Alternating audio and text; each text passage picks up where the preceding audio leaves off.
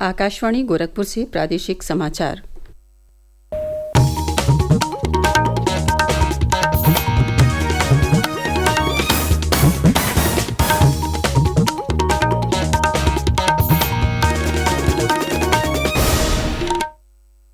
नमस्कार। समाचार बुलेटिन के साथ मैं सुषमा श्रीवास्तव। पहले मुख्य समाचार।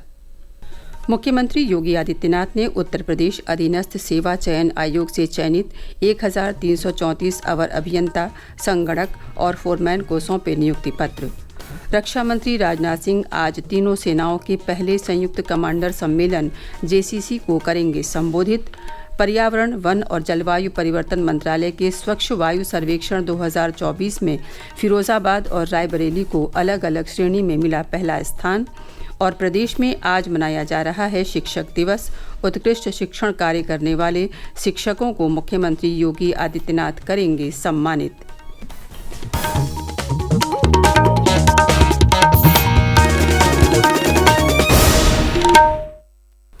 और अब समाचार विस्तार से। मुख्यमंत्री योगी आदित्यनाथ ने कल लखनऊ में उत्तर प्रदेश अधीनस्थ सेवा चयन आयोग द्वारा चयनित 1334 अवर अभियंता, संगणक और फोरमैन को नियुक्ति पत्र वितरित किए। इस मौके पर मुख्यमंत्री ने कहा कि नियुक्ति पाने वालों में हर जनपद का प्रतिनिधित्व दिखता है। नियुक्ति प्रक्रिया में आरक्षण नियमों का पालन करते हुए बिना भेदभाव प्रतिभाशाली युवाओं को नियुक्ति की प्रक्रिया से जोड़ा गया है। मुख्यमंत्री ने कहा कि आज उत्तर प्रदेश विकास के पथ पर सर पर दौड़ रहा है और देश का ग्रोथ इंजन बनकर उभर रहा है। पिछले 7-7.5 वर्ष के अंदर नियुक्ति की जो प्रक्रिया में पारदर्शिता और सुचितापूर्ण तरीके से कार्रवाई आगे बढ़ी है। हम लोग 6.5 लाख से अधिक सरकारी नियुक्ति प्रदेश के युवाओं को देते हैं। इन युवाओं ने अपनी ऊर्जा और प्रतिभा का लाभ प्रदेश को दिया है। आज जब हमारे पास मैन पावर की कमी पूरी हुई तो यही प्रदेश जो देश के विकास का बैरियर माना जाता था, आज सरपट तरीके से दौड़ता हुआ दिखाई दे रहा है। और यही प्रदेश जो बैरियर था, आज देश के विकास का ग्रोथ इंजन बना। आज से 7.5 वर्ष पहले यह प्रदेश देश की 7वीं बड़ी अर्थव्यवस्था के रूप में जाना जाता था कि आज यही प्रदेश नंबर 2 की अर्थव्यवस्था बन चुका है। मुख्यमंत्री ने कहा कि प्रदेश में पहले कोई निवेश करने नहीं आता था। आज 40 लाख करोड़ रुपए के निवेश के प्रस्ताव प्राप्त हुए हैं। इनसे सीधे सीधे 1.5 करोड़ नौजवानों को नौकरी मिलेगी। मुख्यमंत्री योगी आदित्यनाथ ने कल प्रयागराज में जनपद स्तरीय रोजगार और ऋण मेले में 5,000 से अधिक युवाओं को नियुक्ति पत्र वितरित किए। साथ ही 7,138 लाभार्थियों को 510 करोड़ रुपए से अधिक के ऋण और 15,000 से अधिक युवाओं को टैबलेट और स्मार्टफोन बांटे। इस अवसर पर मुख्यमंत्री ने कहा कि सरकार अपने हर दायित्व का निर्वहन पूरी ईमानदारी के साथ कर रही है। जीरो टॉलरेंस नीति के साथ हर बहन, बेटी, नागरिक और व्यापारी को सरकार सुरक्षा प्रदान कर रही है और युवाओं को रोजगार से जोड़ रही है। मुख्यमंत्री ने कहा कि ये वर्ष हमारे लिए महत्वपूर्ण है क्योंकि 12 वर्ष बाद 2025 में महाकुंभ होगा, जिसमें हमारा प्रयागराज वैश्विक स्तर पर अपनी चमक बिखेरेगा। मुख्यमंत्री योगी आदित्यनाथ ने कल लखनऊ में राष्ट्रीय पोषण माह के अंतर्गत 45 जनपदों के 555 आंगनबाड़ी भवनों का लोकार्पण किया। साथ ही आंगनबाड़ी कार्यकर्तियों और सहायिकाओं के बैंक खातों में बीमा प्रीमियम और यूनिफॉर्म के लिए 37 करोड़ 78 लाख रुपए की राशि भेजी। इस मौके पर मुख्यमंत्री ने कहा कि विकसित भारत के लक्ष्य को पूर्ण करने में आंगनबाड़ी कार्यकर्तियों की भूमिका अहम है। उन्होंने कहा कि बच्चे स्वस्थ होंगे तभी भारत समृद्ध होगा। रक्षा मंत्री राजनाथ सिंह कल 3 दिवसीय दौरे पर लखनऊ पहुंचे। वे आज तीनों सेनाओं के पहले संयुक्त कमांडर सम्मेलन JCC को संबोधित करेंगे। देश की सुरक्षा चुनौतियों से निपटने के लिए पहले संयुक्त कमांडर सम्मेलन JCC का कल लखनऊ में chief of defence staff general Anil Chauhan ने उद्घाटन किया। इस अवसर पर उनके साथ थल सेना प्रमुख जनरल उपेंद्र द्विवेदी, नौसेना प्रमुख एडमिरल दिनेश कुमार त्रिपाठी और वायुसेना प्रमुख एयर चीफ मार्शल विवेक राम चौधरी भी मौजूद रहे। सम्मेलन में तीनों सेनाओं के अन्य शीर्ष अधिकारियों ने भी भाग लिया। देश में मौजूद सुरक्षा स्थिति और सशस्त्र बलों की रक्षा तैयारी की समीक्षा करते हुए CDS ने विभिन्न क्षेत्रों में एकीकरण को बढ़ाने पर जोर दिया। 3 दिवसीय दौरे के पहले दिन रक्षा मंत्री राजनाथ सिंह लखनऊ में आयोजित सांस्कृतिक संध्या में शामिल हुए। पर्यावरण, वन और जलवायु परिवर्तन मंत्रालय की ओर से कराए गए स्वच्छ वायु सर्वेक्षण 2024 में 10 लाख से अधिक जनसंख्या वाले शहरों की श्रेणी में आगरा ने तीसरा स्थान हासिल किया है, जो वायु गुणवत्ता प्रबंधन के प्रयासों में महत्वपूर्ण प्रगति को दर्शाता है। इसी तरह 3 से 10 लाख जनसंख्या वाले शहरों की श्रेणी में फिरोजाबाद पहले स्थान पर है। वहीं इस श्रेणी में झांसी तीसरे स्थान पर है। शहर का औद्योगिक उत्सर्जन नियंत्रण और शहरी हरित क्षेत्रों को बढ़ावा देना वायु गुणवत्ता के सुधार में महत्वपूर्ण योगदान दे रहा है। इसी क्रम में 3 लाख से कम जनसंख्या वाले शहरों की श्रेणी में प्रदेश के रायबरेली ने पहला स्थान हासिल किया है। प्रादेशिक समाचार आप आकाशवाणी गोरखपुर से सुन रहे हैं। ये समाचार बुलेटिन हमारे YouTube channel AIR news Gorakhpur और एक्स हैंडल AIR न्यूज़_GKP पर भी उपलब्ध है।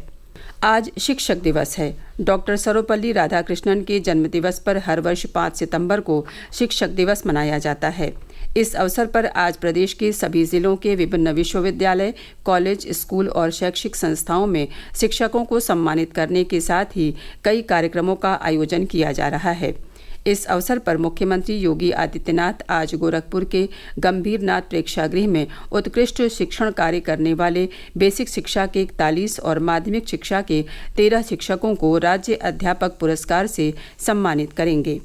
इनमें से 2 प्रधानाचार्यों को मुख्यमंत्री अध्यापक पुरस्कार से सम्मानित किया जाएगा। वर्ष 2023 में उत्कृष्ट कार्य करने के लिए जिन 2 प्रधानाचार्यों को मुख्यमंत्री पुरस्कार मिलेगा, उनमें कासगंज के सूरज प्रसाद डागा, सरस्वती विद्या मंदिर इंटर कॉलेज के भूपेंद्र कुमार सिंह और कन्नौज के सरस्वती विद्या इंटर कॉलेज के अनिल कुमार मिश्र शामिल हैं। पुरस्कार विजेता शिक्षकों को 25,000 रुपये का चेक और स्मृति चिन्ह देकर सम्मानित किया जाएगा। इसी क्रम में लखनऊ में आज से देश के सबसे बड़े कवि सम्मेलन कवि कुंभ का शुभारंभ होगा। देश के सबसे बड़े काव्य उत्सव के रूप में मनाए जाने वाले इस कार्यक्रम में कवि और कवियत्रियां महाकुंभ की महिमा का जश्न मनाने वाले छंदों का पाठ करेंगे। इस 3 दिवसीय कवि कुंभ के दौरान आज और कल शाम 9:30 बजे से अखिल भारतीय कवि सम्मेलन का आयोजन किया जाएगा, जिसमें प्रसिद्ध कवि और कवियत्रियां जैसे डॉक्टर अनामिका जयनंबर, डॉक्टर हरिओम पवार, कविता तिवारी, संतोष आनंद, डॉक्टर प्रवीण शुक्ला, शशिकांत यादव और आशीष अनल सहित कई अन्य कवि प्रस्तुति देंगे। नामचीन शख्सियत और प्रेरक वक्ता अवध ओझा, आचार्य प्रमोद कृष्णन, बापू चिन्मयानंद और प्रसिद्ध फिल्म गीतकार AM तुराज सहित कई प्रमुख हस्तियों को लखनऊ के इंदिरा गांधी प्रतिष्ठान में आयोजित होने वाले इस कार्यक्रम में आमंत्रित किया गया है। इसके अतिरिक्त लोकप्रिय महाभारत टीवी श्रृंखला में युधिष्ठिर और द्रोणाचार्य का किरदार निभाने वाले अभिनेता भी मौजूद रहेंगे। सुशील चंद्र तिवारी, आकाशवाणी समाचार, लखनऊ। उप मुख्यमंत्री ब्रजेश पाठक ने कल लखनऊ में भाजपा के सदस्यता अभियान की जानकारी देते हुए बताया कि 2 सितंबर से 25 सितंबर तक अभियान का पहला चरण चलेगा। इसके बाद 10 अक्टूबर से दूसरे चरण की शुरुआत होगी, जो 15 अक्टूबर तक चलेगा। श्री पाठक ने बताया कि 11 से 17 सितंबर तक घर घर जाकर भाजपा कार्यकर्ता सदस्यता अभियान के लिए लोगों से संपर्क करेंगे। दूसरे चरण के तहत 10 अक्टूबर से 31 अक्टूबर तक सक्रिय सदस्यता अभियान होगा। जो भी सदस्य इस दौरान 100 साधारण सदस्य बनाएगा, उसे सक्रिय सदस्य के रूप में सदस्यता मिलेगी। वहीं हर रविवार को भाजपा अटल सदस्यता अभियान मनाएगी। इस दिन पार्टी के सांसद और विधायक कम से कम 20 लोगों को भाजपा का सदस्य बनाएंगे। भाजपा प्रत्येक रविवार को अटल सदस्यता पर्व मनाएगी, क्योंकि ये पूज्य अटल जी का शताब्दी वर्ष है, 100वीं जयंती हम लोग मनाएंगे 25 दिसंबर को।